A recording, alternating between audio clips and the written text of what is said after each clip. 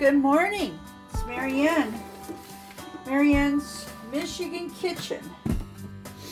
And today we're going to be working out of the Homestead to Table Cookbook. And we're going to be doing on page 79 a recipe, simple meatloaf. And I find it quite interesting because I don't really use a meatloaf recipe. I've never used a meatloaf recipe. I've always just kind of done it on my own. Never plug in your machine until after you have all your equipment out of it. Alright. So I have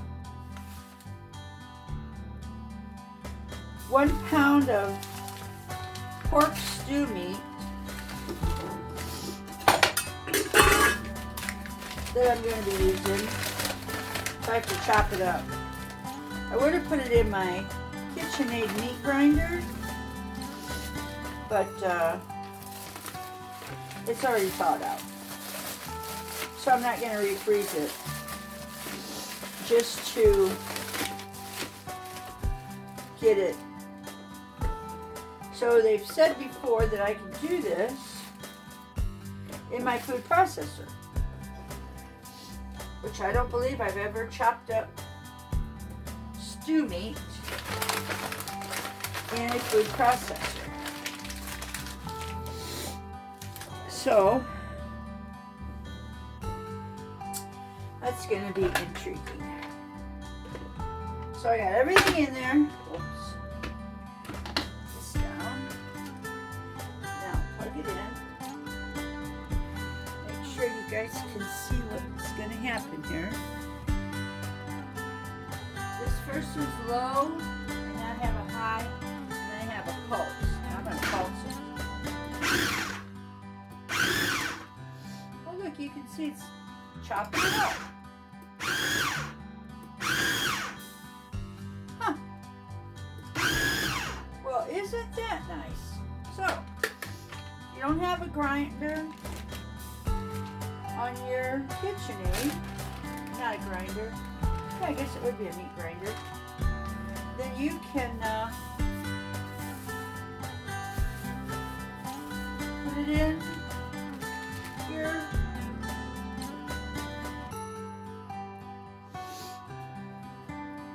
other tools here. Now it happens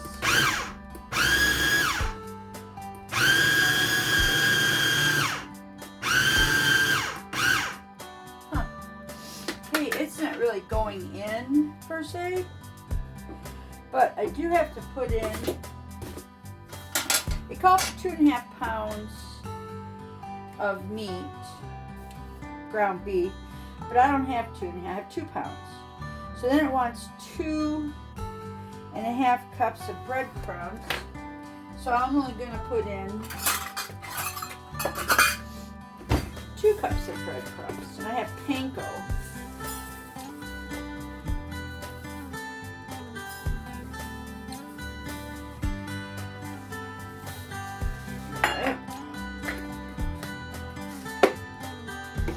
Now, it also calls for 1 cup of cheese, coarsely shredded or finely cubed. Had a 1/4 cup of green pepper and a 1/4 egg or onion. Well, I don't have the green pepper, so I'm just going to put in my onion. See what happens. This is a pretty cool deal right here.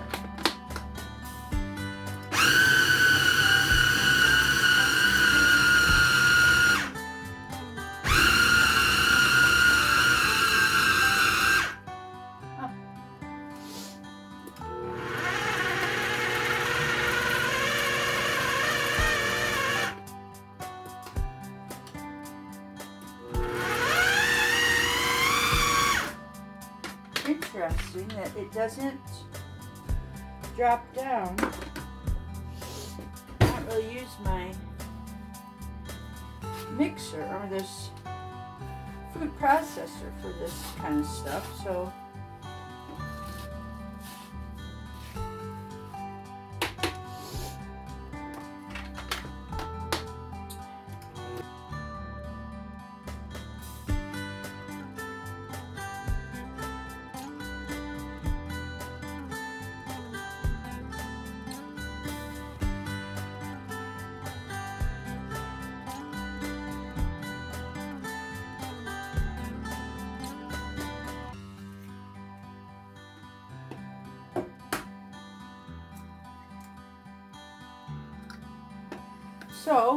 this should help.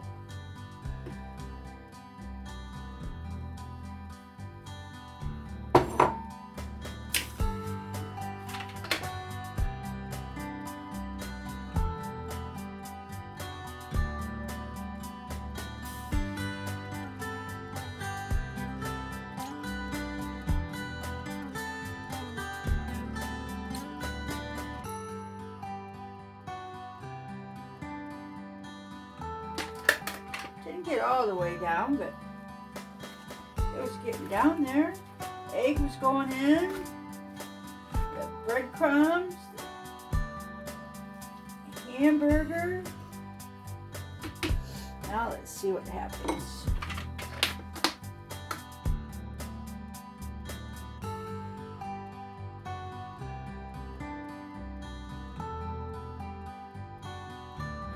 Well, it's just not doing what I really want it to do. I really wanted it to all get together, be happy.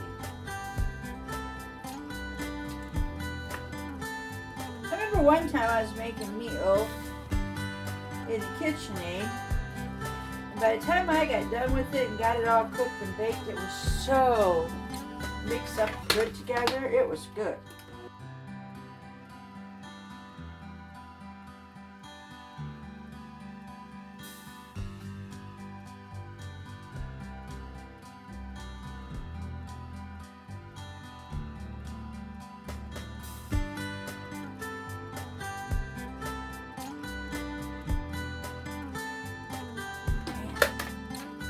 Like I'm burning it up.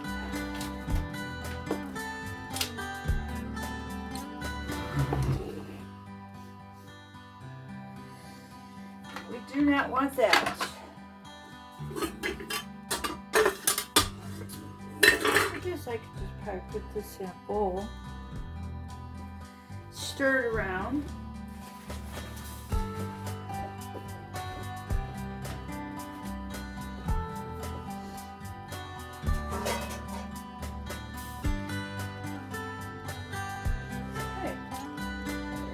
I'm going to use the pan that I'm going to cook it in.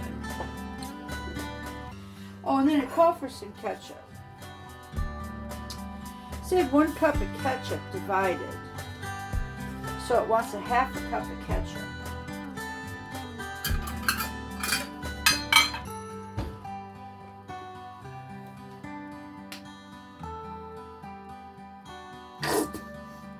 So I'm going to stir this together. Ooh, I really got this thing stinky.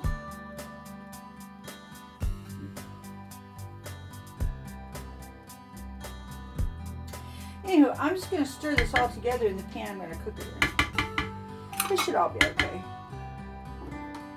Get this all dumped in here.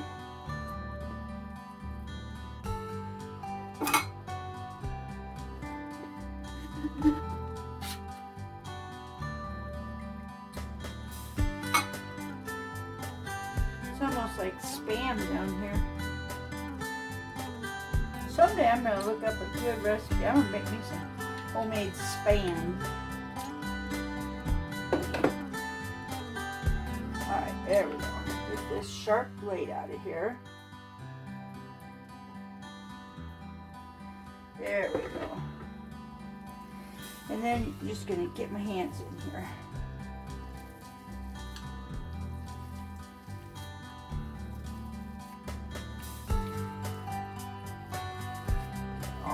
mixed in.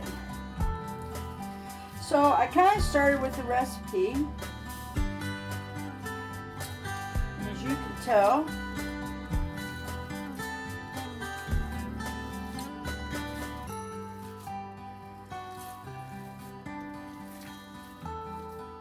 I've never put ketchup in my recipe. Never. So the only seasoning that's in here is onion and ketchup.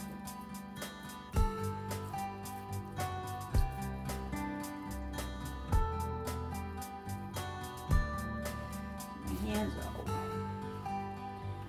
cleaned up. The side of the dish all cleaned up.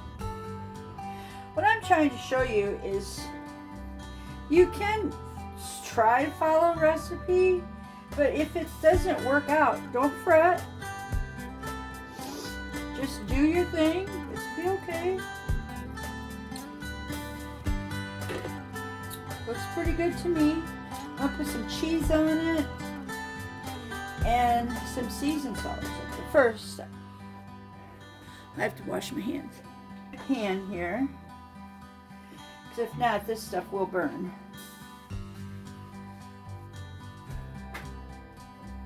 Don't want it to burn. There. Let's put some seasoned salt on it.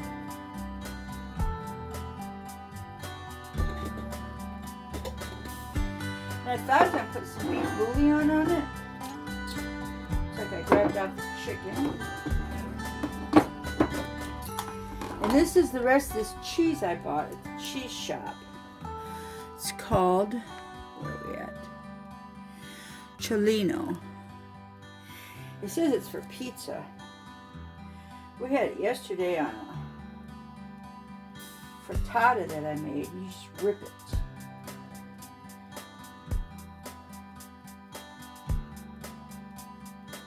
Which I think is pretty cool. This is a cheese that if your kids helped you, you'd probably have more cheese in their mouth than in the dish. Because it rips apart like string cheese. This one kind of stuff it down. Put the meat back around it.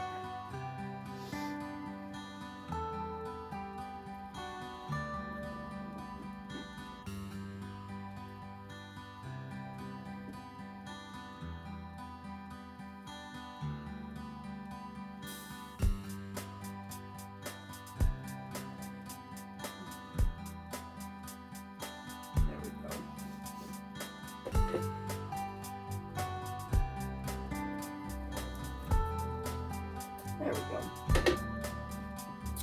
Now, it's not the prettiest meatloaf.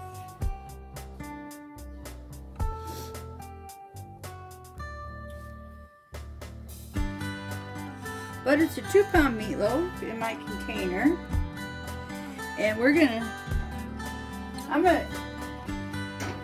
here's a secret that some of you don't know. This is a piece of pottery I got from Portugal, from over at Home Goods. So it's pottery. It's not stainless steel. It's not tempered glass. Like you could put a cold meatloaf in tempered glass and stick it into a hot oven. That's fine. This, I'm not really sure exactly all about its tempering. I know I baked it yesterday. I am going to put it into a cold oven, my cold meatloaf in my cold dish. Because that way it won't crack. I'm going to make sure it doesn't crack. Alright, we're going to have with it some, I thought we was going to have baked potatoes, but I think I'll do mashed potatoes today. So we'll see you when it comes back out. It should be, what's the book say, for 2.5 pounds, should be an hour, 15 minutes. Hour 15. That would see, it's a 10:45. That would be 12 o'clock. Well, we'll see. We'll be back.